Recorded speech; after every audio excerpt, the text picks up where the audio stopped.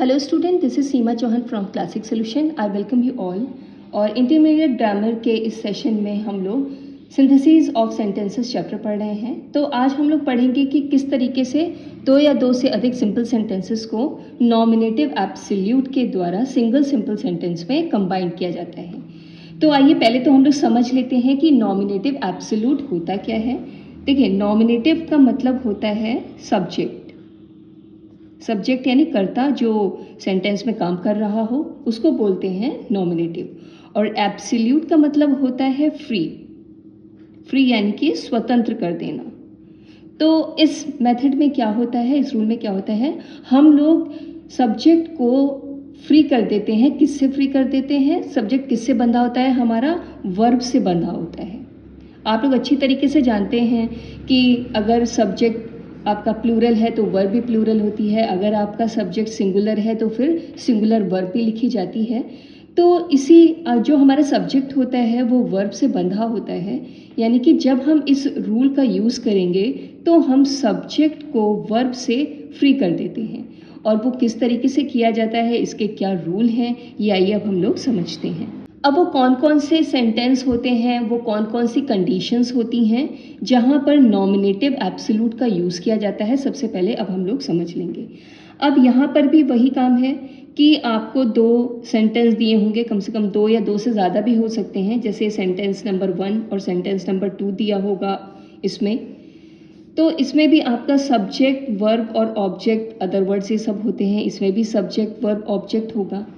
अब इन दोनों ही सेंटेंस में अच्छे से समझ लीजिएगा, दोनों ही सेंटेंस के ना तो सब्जेक्ट एक होंगे, ना ही वर्ब एक होगी, फाइनाइट वर्ब, और ना ही ऑब्जेक्ट एक होगा. और ये भी कंडीशन नहीं है यहाँ पर कि एक सेंटेंस का ऑब्जेक्ट दूसरे सेंटेंस का सब्जेक्ट हो.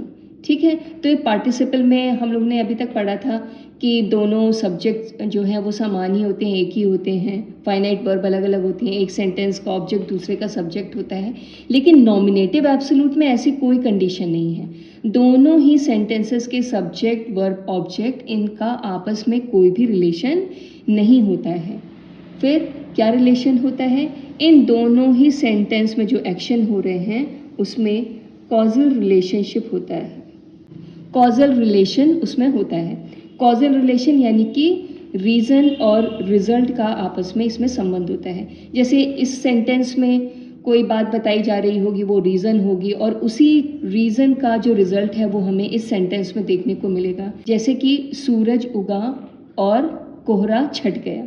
तो इस तरह के सेंटेंस में क्या है कि दोनों ही सेंटेंसेस में आपस में कोई सब्जेक्ट और ऑब्जेक्ट कोई भी सेम नहीं है, लेकिन रीज़न रिजल्ट, जब सूरज उगेगा तो कोहरा अपने आप ही छट जाएगा. तो इसमें कॉजल रिलेशनशिप यानी कि रीज़न और रिजल्ट का रिलेशन होता है. तो आइए अब हम लोग समझ लेते हैं कि सब्जेक्ट को वर्ब से फ्री करने के वो क्या रूल हैं, वो नॉमिनेटिव एब्सोल्यूट जो है किस तरीके से लिखा जाता है. देखिए, सबसे पहले जिस सेंटेंस में रीज़न बताया जा रहा हो उस सेंटेंस के सब्जेक्ट को हम फ्री कर लेते हैं, उसको नॉमिनेटिव एब्सोल्यूट में चेंज कर लेते हैं. तो अब उसको फ्री करने के, नॉमिनेटिव एब्सोल्यूट में चेंज करने के क्या रूल हुए? अगर रीज़न बताने वाला सेंटेंस आपका एक्टिव वॉइस में है, मतलब अगर वो कोई टेंस बताने वाला सेंटेंस है, तो उस सेंटेंस की वर्ब को हम लोग कैसे चेंज करेंगे? सबसे पहले तो हम लोग वो वाला सब्जेक्ट लिख लेंगे जिसमें रीज़न बताया जा रहा है उस सेंटेंस का. उसके बाद में वर्ब को हम कैसे चेंज करेंगे? हैविंग प्लस वर्ब की थर्ड फॉर्म. ठीक है. अगर आपका सेंटेंस एक्टिव वॉइस में है, रीज़न बताने वाला, तो सबसे पहले हम लोग सब्जेक्ट लिख लेंगे. फिर वर्ब में क्या करेंगे? हम लोग हैविंग लगाएंगे और फिर उसको थर्ड फॉर्म में चेंज करके लिख लेते हैं. और फिर जो अदर वर्ड्स हैं आपके वो लिखे जाते हैं. लेकिन अगर आपका रीज़न बताने वाला सेंटेंस पैसिव वॉइस में है, मतलब अगर वो कोई टेंस नहीं है, तो उसे हम लोग कैसे लिखेंगे? सबसे पहले हम लोग सब्जेक्ट लिख लेंगे और फिर वर्ब में क्या करेंगे? हैविंग, और उसके बाद में बीन, और उसके बाद में वर्ब की थर्ड फॉर्म का यूज़ करेंगे. फिर अदर वर्ड्स लिखेंगे. अभी आप लोगों ने परफेक्ट पार्टिसिपल पढ़ा था, तो ये बिल्कुल उसी तरीके से लिखा जाता है. फिर इसमें एक तीसरा रूल है. वो क्या है कि अगर आपके सेंटेंस में जो रीज़न बताने वाला सेंटेंस है उसमें is, am, are, was verb, जो कि आपकी बी फॉर्म की वर्ब होती हैं, अगर इनका यूज़ हो रहा हो, मतलब कि यही मेन वर्ब के रूप में यूज़ हो रहे हो, वहाँ पर और कोई वर्ब ना हो, तो ऐसे सेंटेंस में क्या करते हैं, हम लोग सबसे पहले सब्जेक्ट लिख लेते हैं, फिर इन वर्ब्स को बीइंग में चेंज कर लेते हैं, उसके बाद में जो अदर वर्ड्स उस सेंटेंस में लिखे होते हैं वो लिखे जाते हैं। तो आइए अब हम लोग समझ लेते हैं कि किस तरह से नॉमिनेटिव एब्सोल्यूट का यूज़ जो है वो सेंटेंस में किया जाता है, वो क्या रूल हैं। तो सबसे पहले जिसमें रीज़न बताया जा रहा है उस सेंटेंस के सब्जेक्ट को फ्री करके, यानी उसको नॉमिनेटिव एब्सोल्यूट में चेंज करके सबसे पहले लिख लेते हैं। उसके बाद वर्ब को पार्टिसिपल में चेंज कर लेते हैं। अब वो किस तरह से करनी है ये मैं अभी आपको बता चुकी हूँ। अगर एक्टिव वॉइस में है तो कैसे लिखना है, पैसिव में हो तो कैसे लिखना है वो सेंटेंस, और अगर उसमें is am are was verb का यूज़ मेन वर्ब के रूप में हो रहा हो तो कैसे पार्टिसिपल लिखना है, तो उस तरह से हम लोग चेंज करके लिख लेंगे। उसके बाद में रेस्ट ऑफ दी सेंटेंस, फिर उसके बाद में सेंटेंस में जो भी वर्ड्स बचे होते हैं वो हम एज इट इज़ लिख लेते हैं। इसके बाद में फिर कॉमा लगाते हैं। उसके बाद में the other sentence as it is, जो दूसरा सेंटेंस होता है यानी कि जिसमें रिजल्ट बताया जा रहा होता है, ये रिजल्ट बताने वाला सेंटेंस है, जिसमें रिजल्ट बताया जा रहा होता है उस सेंटेंस में हम कोई चेंज नहीं करेंगे, उसे एज इट इज़ लिख लेंगे और लास्ट में हम लोग फुल स्टॉप लगाएंगे। तो कुछ एग्जाम्पल्स हैं, आइए हम लोग समझते हैं कि किस तरीके से हम लोग करेंगे नॉमिनेटिव एब्सोल्यूट का यूज़ कैसे करेंगे। देखिए ये 2 एग्जाम्पल दिए हुए हैं, 2 सेंटेंस दिए हैं, दोनों सिंपल सेंटेंस हैं।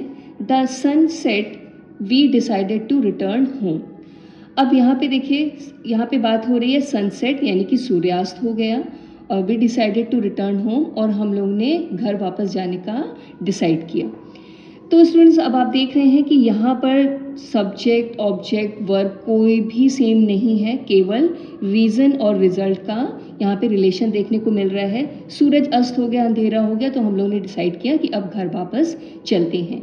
तो यानी कि अब ऐसे सेंटेंसेस में हम नॉमिनेटिव एब्सोल्यूट का यूज़ करेंगे। तो आइए इसको चेंज करते हैं। सबसे पहले हम क्या देखेंगे कि किस सेंटेंस में रीज़न बताया जा रहा है। रीज़न क्या है, सूर्य का अस्त होना, यानी इस सेंटेंस में, यानी अब हम इस सेंटेंस को नॉमिनेटिव एब्सोल्यूट में चेंज करेंगे। उसके बाद में दूसरी चीज़ ये देखेंगे कि ये सेंटेंस एक्टिव वॉइस में है कि पैसिव वॉइस में। तो ये सेंटेंस आपका एक्टिव वॉइस में है, यहाँ पर ये टेंस बता रही है वर्ब, द सनसेट, ये पास्ट इंडेफिनिट है।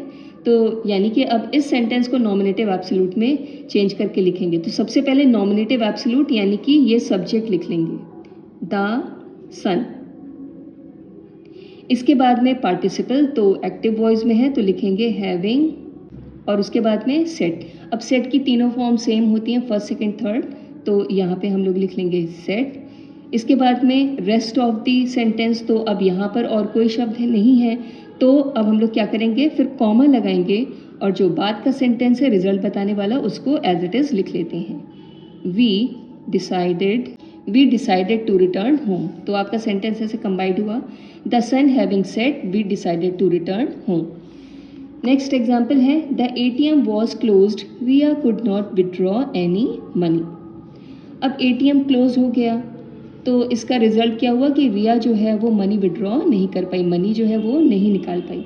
तो फिर यहाँ पे रीज़न और रिजल्ट आपको दिखाई दे रहा है, यानी कि अब ऐसे सेंटेंस में नॉमिनेटिव एब्सोल्यूट का यूज़ करते हैं।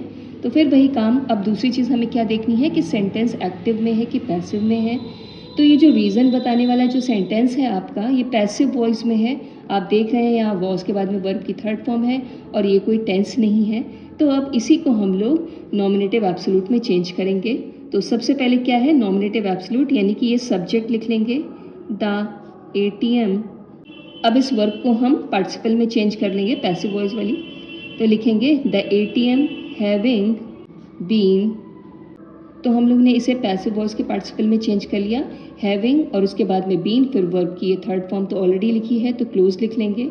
रेस्ट ऑफ द सेंटेंस, तो अब यहाँ पे और कुछ वर्ड्स बचे नहीं है सेंटेंस में, तो अब हम लोग क्या करेंगे, कॉमा लगाएंगे और रिजल्ट बताने वाले सेंटेंस को एज इट इज़ लिख लेंगे। तो इस तरह से आपका सेंटेंस कंबाइंड हो गया, the ATM having been closed Riya could not withdraw any money. आइए थर्ड एग्जाम्पल देखते हैं हम लोग, the sky was dark we did not go out. The sky was dark यानी कि आसमान में बहुत अंधेरा हो गया, आसमान एकदम डार्क हो गया। We did not go out, इसलिए हम लोग बाहर नहीं गए। तो अब हम लोग को देखना है कि इस सेंटेंस में रीज़न बताया जा रहा है और इस सेंटेंस में जो है वो बी फॉर्म की वर्ब है, यानी कि वॉज के अलावा यहाँ पे और कोई वर्ब नहीं है। तो आइए अब इसे कंबाइन करते हैं। सबसे पहले फिर वही नॉमिनेटिव एब्सोल्यूट यानी कि द स्काई फिर वर्ब को पार्टिसिपल में चेंज कर लेंगे, यानी कि अब हम क्या लिखेंगे कि चूँकि यहाँ पे वॉज जो है वो मेन वर्ब के रूप में और कोई वर्ब यहाँ पर नहीं है, तो वॉज को हम लोग बीइंग में चेंज कर लेंगे। द स्काई बीइंग और फिर रेस्ट ऑफ द सेंटेंस, मतलब अब जो शब्द बचे होते हैं सेंटेंस में वो लिख लेते हैं। तो यहाँ पे डार्क लिखा है वो हम लोग लिख लेंगे, फिर कॉमा लगाएंगे और जो दूसरा रिजल्ट बताने वाला सेंटेंस है उसको एज इट इज़ लिख लेते हैं, उसमें कभी कोई चेंज नहीं करते हैं।